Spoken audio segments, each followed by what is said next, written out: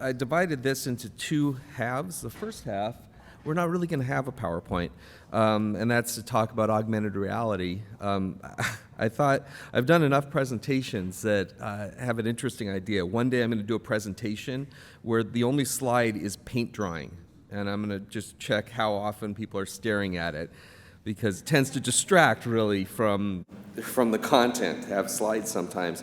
And then for the innovation part of this, you kind of do need slides. So thanks, Judy. There's a nice introduction. I need probably to update my resume. I've got 220 odd issued patents now.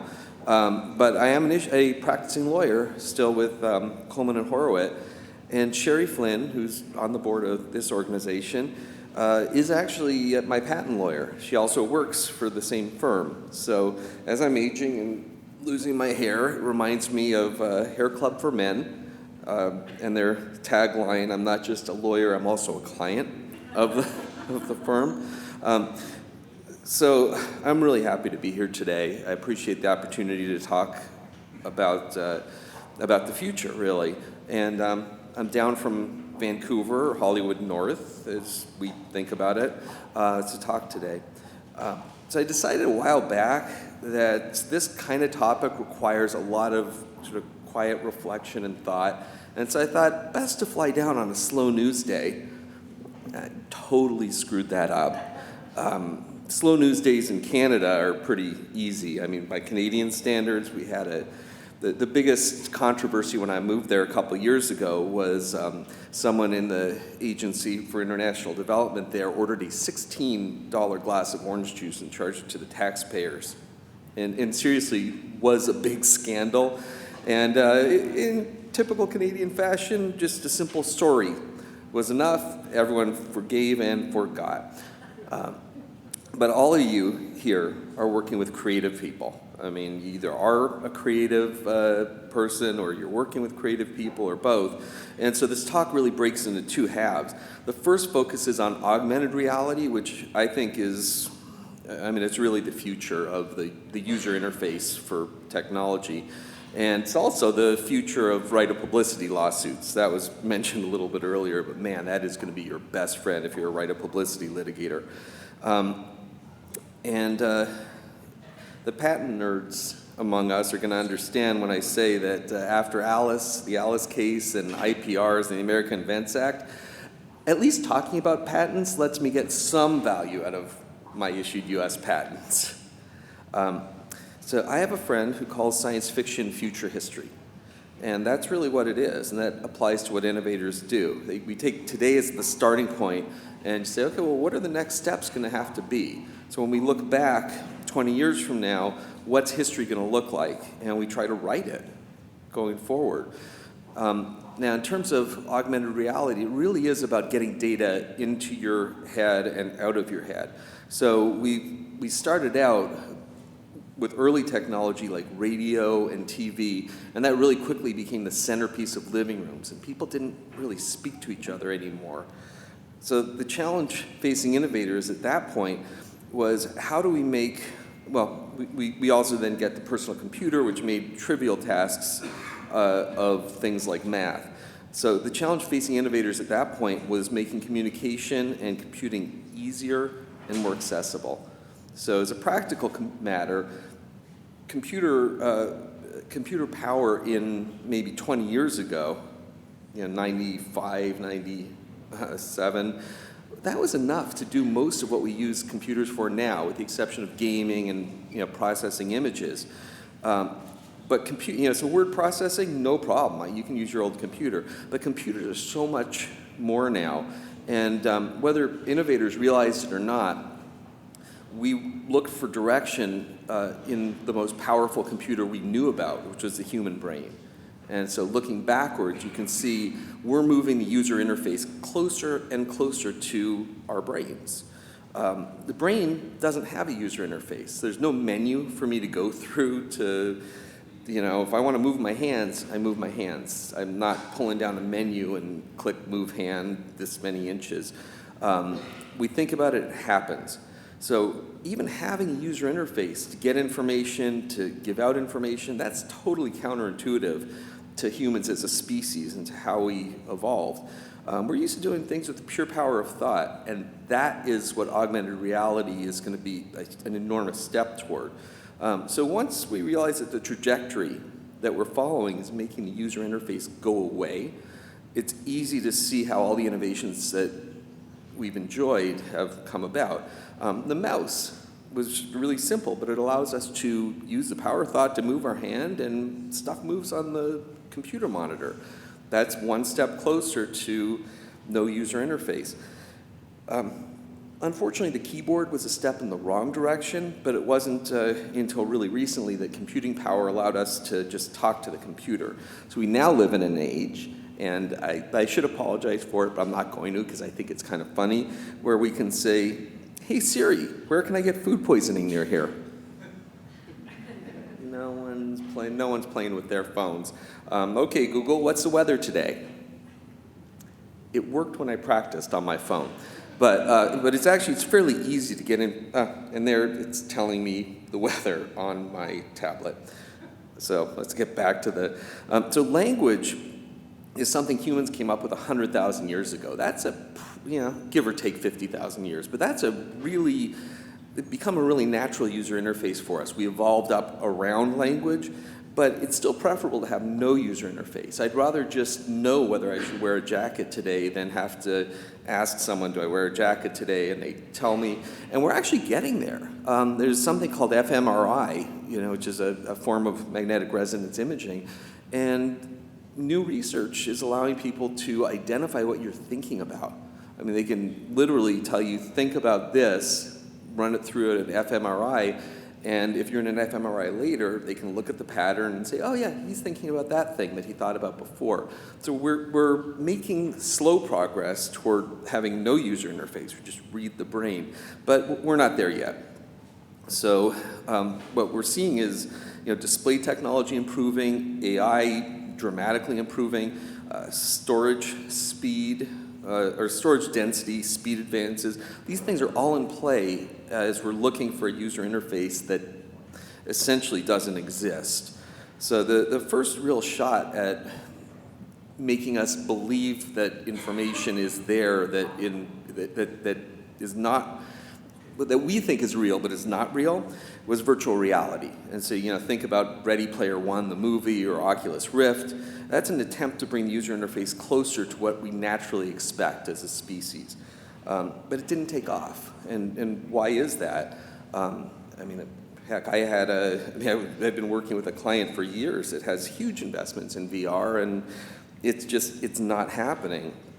And the problem is you wear a headset and headphones. So somewhere in the back of your head that you're missing crucial data. I mean, someone can walk in the room and you wouldn't know it. I've had VR headphones on and headset on, and I've sat down on a bench that's not there. So which really ends up with you on the ground and things hurting. So we need to do better than we've been doing with VR, because we can't be essentially blind and deaf to the world in front of us in order to have this artificial reality. We could address some of the VR problems pretty easily. Human brains, it turns out, erase the nose. If you close one eye, you can see your nose with one eye, but with both eyes, the nose disappears. The brain uses as an anchor, so we've got, I'm an inventor on a patent for an artificial nose to use for VR to reduce motion sickness.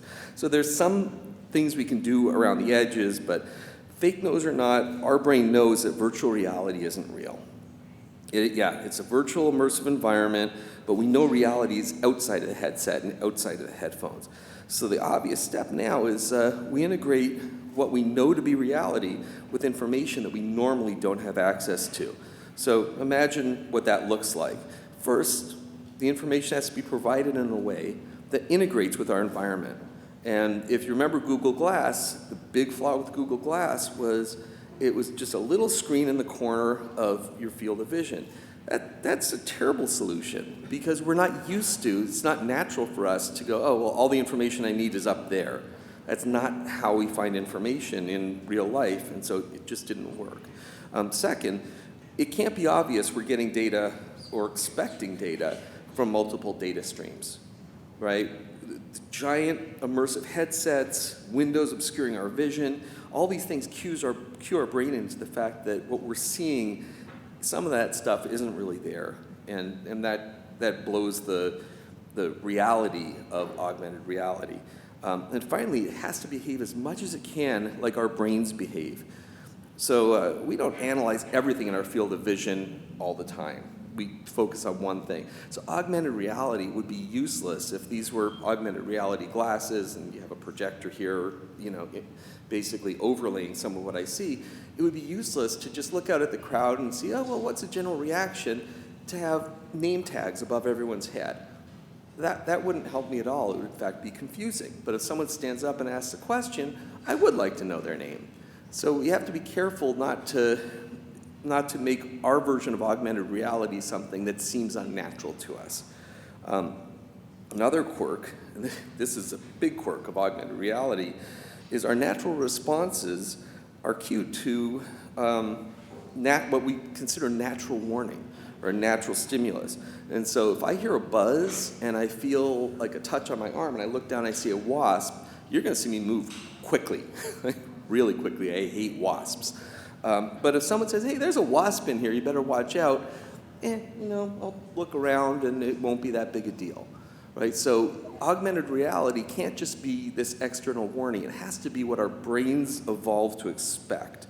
So a practical use for this, and I think I do have a patent application on file for it, but I don't think we'll ever get the claims issued. I don't even know if we're pursuing them. But electric cars are silent. So I started to think, like, how can you save lives at crosswalks? And that's really a problem. People typically have their head down looking at their phone, sadly, and you're not looking around, so you're walking through the crosswalk, and an electric car is coming. You don't see it out of the corner of your eye because you're focused on your phone. You don't hear it. You're pretty much going to die. So the idea of augmented reality in that situation is you create an artificial motor sound that appears to be coming from the direction of the vehicle, and you create some flash of motion in the corner of your sight. So you'll turn around, notice that these are natural things that if something's approaching you and threatening you, you would react to without augmented reality. It's just that those stimuli aren't normally available, and we're going to use augmented reality to provide them. So I'll tell you, though, essentially the big piece of augmented reality is to know and to have information that we otherwise wouldn't have, but information that we need. And this was a huge lesson for me. I pretty regularly go to a conference where we just wear name tags with our first name, which is pretty cool because you leave your resume at the door and I'm just Gary and you don't know who anyone else is. So I go there, this is my first time at this conference, and I sit down for lunch, the first lunch, and there's a woman about my age sitting on my right, and she does conflict resolution training for companies in Europe, and I thought that was really interesting. And there's a guy to my left who's elderly, he doesn't appear to have any of his act together, and I'm like, okay, well, I'll talk to them. So I start talking with the woman on my right, and about 2 minutes in, I notice that my cutlery is missing, and the guy to my left is using my cutlery and my water glass. And I think, okay, you're allowed to bring guests. Maybe the guy's got like early onset or early symptoms of dementia, and you know what? I'll be cool to him. I'll be nice. I'm not gonna say anything. And a few minutes later, I'm still talking to the woman on my right, and my bread disappears from my bread plate, and the guy's eating it. Then okay, I'm new to this thing. I'm just gonna figure it out. I'll talk to him. So I turned to him and I said, oh, it's really good to meet you. I'm Gary.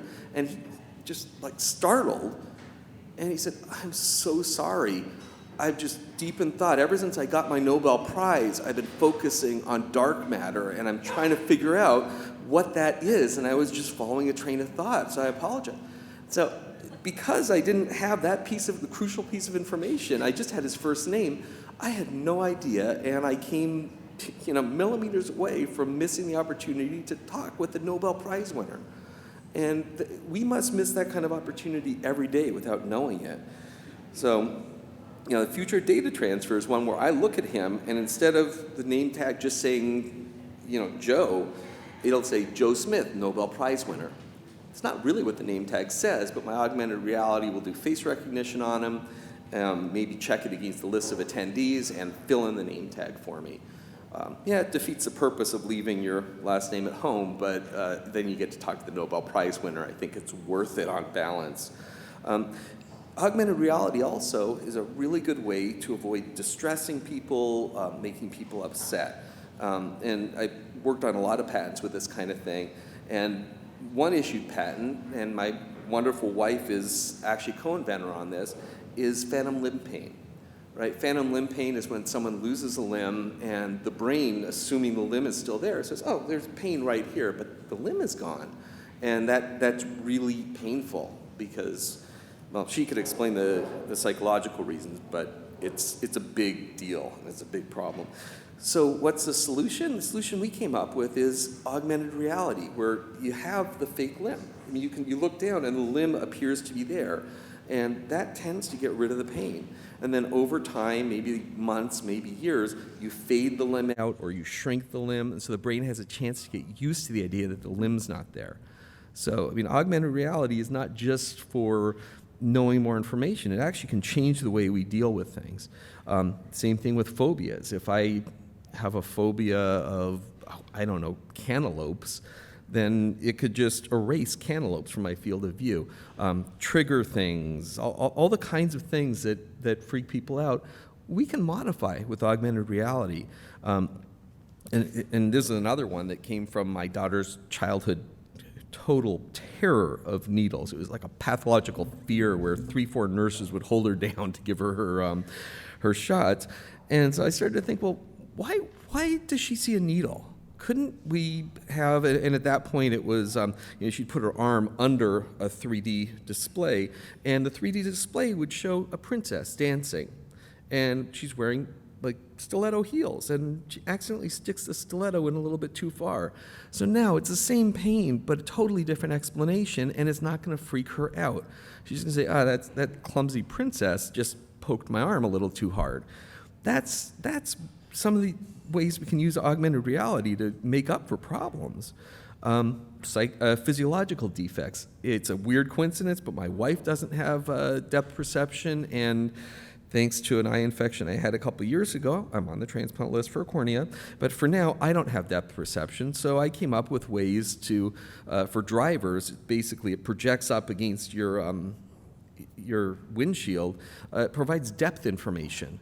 And it's especially useful at night because even people with healthy vision, as they age, tend to lose your depth perception at night. So augmented reality also, maybe I'm going too far with it, but it can help you stick with the diet. I've got a patent pending where we visually degrade unhealthy food. So you look at your French fries, they're soggy, nasty, there's brown spots, and we get rid of every imperfection in your broccoli. So how are you going to eat? What's your choice going to be? I mean, we can change. Augmented reality is really the opportunity to change what we perceive to be reality. Now, here's where it gets kind of fun, because there are some really fun uses for it. We have a pending, I don't even think we filed on this part of it, but we have a big patent application that includes a description of virtual box seats. So I was at the time living in Fresno, California. My brother was living in Vancouver. I had family on the East Coast, and I thought, wouldn't it be fun if we could all attend a hockey game together? And sure enough, we put together a virtual box seat invention, and you got to deal with the speed of light, oddly, which is a limitation to some of this stuff because there's going to be a delay between the goal happens in a hockey game, and I'll cheer because I'm closer, but the person in Australia is about a 1 second round trip, and they're not going to know why I'm cheering until they see the goal half a second later. So there's some tricks that we do in the patent, but virtual box seats are one of the things that we're going to be able to use augmented reality for. So what's the future of augmented reality? It's going to be making us believe that we know more or less or different things than we actually do. So it's a user interface that now becomes invisible. My daughter's tricked into thinking that, someone's dancing on her arm. It's not an injection. And that's a good trick. That works for her. it delivers information that just should be there but isn't, like a modified name tag. I went to Moscow, and it's freezing there, but I went to Moscow maybe 20 years ago. So I'm old, but 20 years ago, I didn't speak Russian. I still don't. But now Google already has an application. I can just hold up the phone, and it'll translate a Russian sign into English, and the Russian letters disappear from the sign, and it's just in English. There's also one that does video OCR. So it'll take your video, OCR the sign, or I'm sorry, it says voice to text. So it'll take Russian language, convert it into text, send it to a server, it comes back in English, and you hear what the person's saying in English through your headphones. It would feel real, except you have to deal again with some delays with the movement of the lips. You can alter the movement of the lips so it looks like they're speaking English, but there'll be a delay. So sci-fi writers, I mean, I have a lot of respect for sci-fi writers because they're like inventors, but they don't actually need to file for a patent. They just sell their book. And The Running Man is an example of sci-fi writers catching something like 30, 40 years before it becomes reality. So if you remember The Running Man, it was 1987 with Schwarzenegger, and there's a scene where they just decide, we got to kill this guy. Schwarzenegger's making us look bad, we're going to kill him, but we can't find him. So they take some unlucky guy, and they take Schwarzenegger's appearance, put it on like a skin over the unlucky guy, and the unlucky guy gets killed. The audience all thinks Schwarzenegger's dead. Of course, he comes back to, save the day. But that's now reality. I mean, we're going to see this in the 2020 election for sure. It's going to be people saying things and doing things, but it's not really them. But you'll have no way to know. It's also going to be, and this is where the right of publicity lawyers should get kind of excited. In a few years, it's going to be trivial for me to use a computer and do voiceovers as Morgan Freeman. Easy. It's a sad thing for voiceover actors, I think. Also, it'll be really easy, for example, for Netflix to take Kevin Spacey out of House of Cards and put Kevin Bacon in. Maybe not the best switch, but it's relatively simple. Now the question is, who owns Spacey's performance in that? Presumably Netflix does, but I'll bet you that the contract doesn't cover changing your identity inside of the film. So I suspect if they do that, there'll be some litigation. I now have seen model and video releases, and this started in the adult industry, and it seems to be spreading, that include these blanket rights to generate new content based on appearance and voice. And they sometimes even do motion capture to catch the ways people move, so they can essentially generate artificial versions of them and have them act. So there's we'll skip forward a little because I'm going a little slower than I expected. There is a dark side to augmented reality, and I'm working with an inventor, and of course he's in Vancouver, so it's the thing I'm working with him on is a cannabis project where Canada is eating the lunch of the U.S. because it's legal there now, and there's all kinds of research. But he's also doing a project which really scares me. He's in the process of selling the Chinese government an augmented reality system that their police will wear, and it literally gives a social score, and it tells them who to arrest, who they need to keep an eye on, who they should harass, and who they should respect. And when you think of the ancient parts of the brain, the lizard part of the brain, it's the most natural thing in the world to learn that there's a danger here. So the thing is, the future's here. We're going to have to take the good with the bad. My phone means I never encounter a fact question I can't answer. It also means that human brains, for the first time in our existence as a species, are deprived of quiet time. And someone hit on this earlier, boredom. But when's the last time you went to a Starbucks and everyone was just looking around thinking about stuff? I really can't remember it, but I do remember every single time I've done it in the last 5 years, everyone's looking at their phone, they're killing aliens, they're looking up gossip, they're doing whatever they're doing that's not really that helpful in resetting your brain, letting you think creatively, letting you think new things.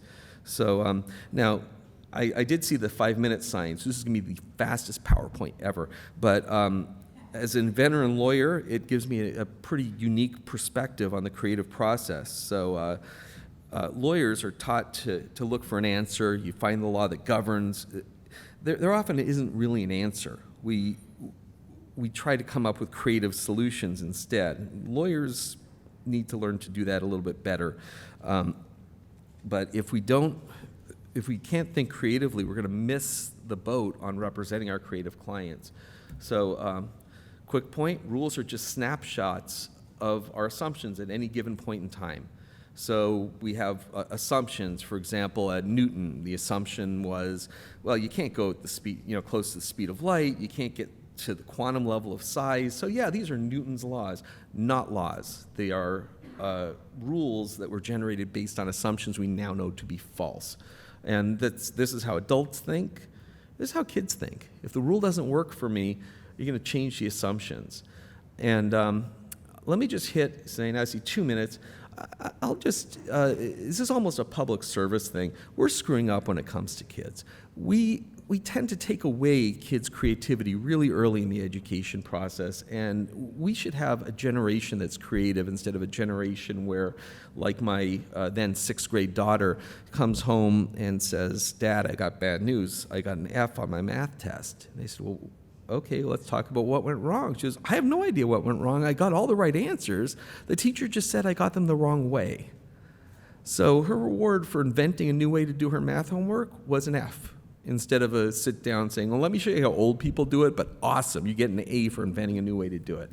So I normally do this as superpowers for inventors, but here's where you see we're screwing up. Preschool's fun, 3rd grade is fun and terrible. But now we're starting to limit the creativity. As you get older, you get taught in school what is impossible. 7th grade's hard, high school is a waste of time, college is a scam, graduate school is stupid, and it gets worse. My job is killing me, being an adult is hard and boring, my job makes me want to kill myself. Google has the same thing. We don't need to read the detail on that, but it's not a Bing problem, it's an us problem. And it's the same thing with lawyers. I mean, we are not creative enough as lawyers. I think lacking creativity makes you depressed. And maybe Peter Pan said it best. Wendy knew that she must grow up. You'll always know after you're 2. 2 is the beginning of the end. Because 2 is where adults start worrying, man, we're going to have this kid do stuff that he shouldn't do. So I see the stop. So the creative adult is a child who survived. Artists too. Pablo Picasso, every child's an artist. The problem is staying an artist when you grow up. And as a final slide, this is why I think we're screwing up. If the world of what is possible is that blue outer circle, kids think a bunch of stuff is possible that adults don't know is possible, but they also think some things are possible, like maybe I can fly like Superman by jumping off this roof, that aren't possible. And as adults, we are so scared of kids doing something dangerous that we tell them, don't even think about what might be possible. Just do what we know is safe.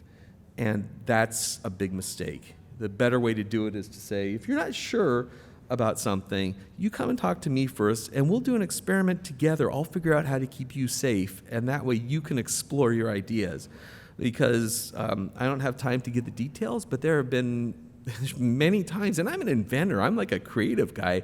There have been many times that my kids said, "Oh, you know what would be cool if we did this?" And my immediate response is, "Oh, that would never work." And then we try it and it does work. And I apologize to my kids. And that was when they were like 6 and 5 and 4. So with that, I think, 1:37. I don't know if we have time for questions. I'm happy to take some. One quick question, okay. So I knew I was going to run out of time for questions. Yeah? How is the balance of augmented reality being used for making money and being creative and living life? Because it seems like a lot of the stuff like AI is driven by how can somebody make money off of it as opposed to how can we enhance the human experience? Oh, that is a huge problem. And it's something I haven't really thought about very hard. But, I haven't thought about the commercial value, but the real problem is companies like Google and Facebook, you're the product. So if we're not paying for augmented reality, we're the product. They're going to be tracking what we do. They're going to know our habits. And you're going to have to tell your augmented reality, I have a fear of this. I like this. Your device is going to know stuff about you. And that's pretty saleable information. So there's a role of governments in regulating it. And there's a role of people in refusing to provide certain information or picking providers. I mean, hopefully we can end up with something like Linux, which is kind of open source, no one's making money, no one's the product. I kind of doubt it. I think it's going to be Google or Facebook, and they're going to know everything, that stuff we don't even know about ourselves. We have to end on something higher. Oh, well, I mean, I can end higher than that by telling you, keep reinventing the wheel, right? We all got here on the wheel today, and this is the most valuable invention in the history of humankind, right? I mean, the wheel. What would have happened if we stopped reinventing the wheel, say, 100 years ago? We would not have had the space shuttle, right? So keep on inventing things, and don't let anyone tell you that's not worth working on, that's something that's been done to death. Because things that have been done to death, generally, if you can improve on those are the valuable things. So please reinvent the wheel, and I look forward to an awesome wheel from all of you at some point. So, all right, well, thanks very much.